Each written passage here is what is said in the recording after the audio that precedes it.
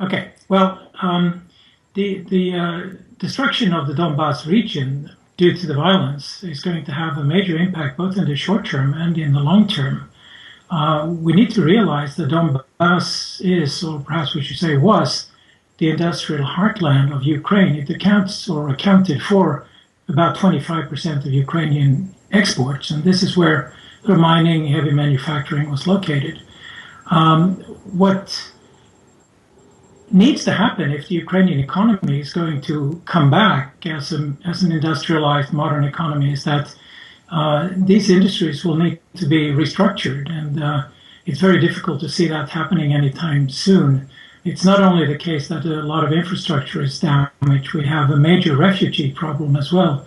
The Russian Migration Service now talks about 515,000 people having taken refuge in Russia. So that's sort of the prospects for the real sector to turn around. To that, we may add that any government needs to raise taxes.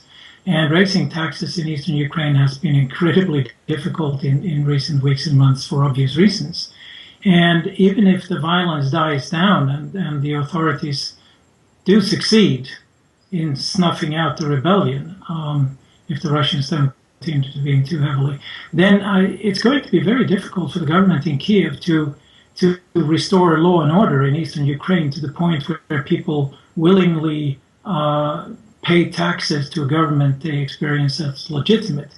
So if the government really doesn't have the power to tax and spend in eastern Ukraine, and the heavy industry is being destroyed, then that's a very major setback for any prospects for recovery of the Ukrainian economy in the longer term as well.